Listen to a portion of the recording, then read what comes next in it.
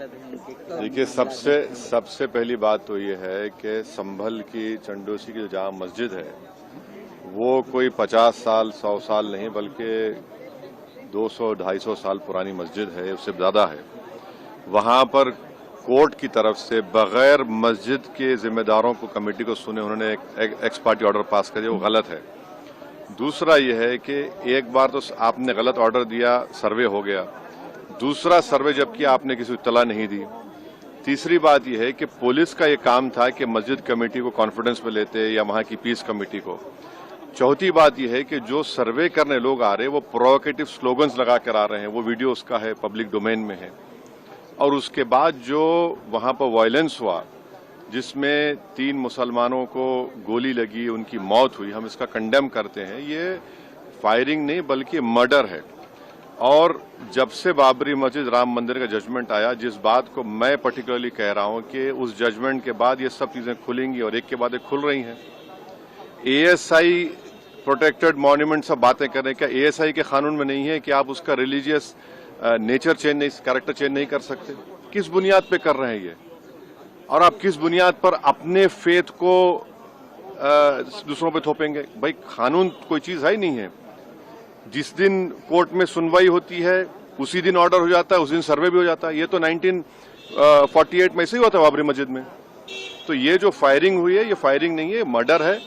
और जो भी ऑफिसर्स इन्वॉल्व है उनको सस्पेंड करना चाहिए और एक सिटिंग हाईकोर्ट जज से उसकी इंक्वायरी होनी चाहिए। ये सरासर गलत है, जुल्म हो रहा है वहां पर। तो संभल में वहां के सांसद पे एफआईआर दर्ज कर दिया गया। आप जिस पे चाहे कर लीजिए भाई, जिस पे भी चाहे कर लीजिए, जज आप, जूरी आप, सब आप, तो बचेगा क्या फिर? अब सर, जेपीसी में आप लोगों ने समय मांगा है, क्या कहेंगे? जी, जैसा अभी आपने हमारे डेलीगेशन तरफ से बोला गया है, मैं उसको रिपीट करना नहीं चाहता। मगर स्पीकर साहब ने बड़ी इत्मीनान से हमारी पूरी जितने मेंबर्स 11 नॉन बीजेपी एमपीज गए थे उनकी बात को सुना। वो बोले कि इसके ऊपर कंसिडर करेंगे और हमको उम्मीद है कि ऑनरेबल स्पीकर साहब इसका टेन्योर बढ़ाएंगे। क्योंकि आप देखिए, बंगाल नहीं गई कमेटी, बिहार हम लोग नहीं गए, उत्तर प्रदेश में शिया वक्फ की प्रॉपर्टीज को हमने नहीं देखा। तो ऐसे कई, दिल्ली के मंत्री को बुलाना है, ऐसे कई स्टेट्स है जहां पर कमेटी को जाना चाहिए। वो स्टेक होल्डर्स हैं, उनकी बात को सुनना बहुत जरूरी है।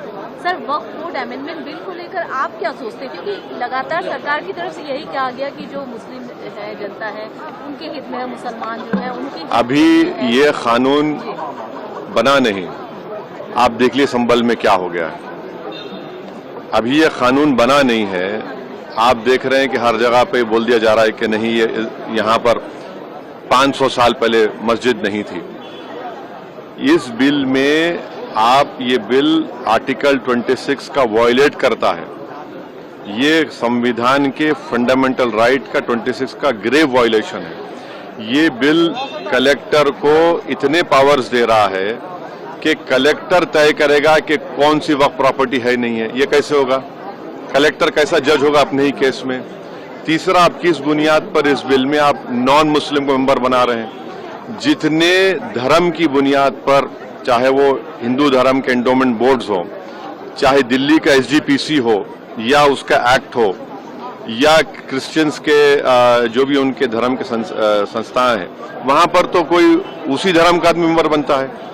आप तो कंपलसरी स्टेट वक्फ बोर्ड में जहां पर 11 मुसलमान बनते थे, वहां पर आप मेजॉरिटी नॉन मुस्लिम बनाना चाह रहे हैं। सेंट्रल वक्फ काउंसिल में मेजॉरिटी ऑफ नॉन मुस्लिम बनाना चाह रहे हैं। क्यों करना चाह रहे हैं आप? ये क्या मकसद है आपका? कलेक्टर को इतना पावर दे रहे हैं। तो ये आर्टिकल 26 का ग्रेव वायलेशन है और इसीलिए वक्फ को बचाने के लिए नहीं लाया जा रहा है। ये वक्फ को खत्म करने के लिए, और वक्फ बोर्ड को सिर्फ एक पोस्ट ऑफिस बना के रखना चाह रहे हैं। तो जो वक्फ की प्रॉपर्टी है वो गवर्नमेंट की दी भी नहीं है, इसको मुसलमानों की गाड़े खून की कमाई है, तो आप उसको छीनना चाह रहे हैं। और उतना ही मकसद है सरकार का। आप देख रहे हैं संभल में क्या हो रहा है, ऐसे ही और वाकयात होते रहेंगे।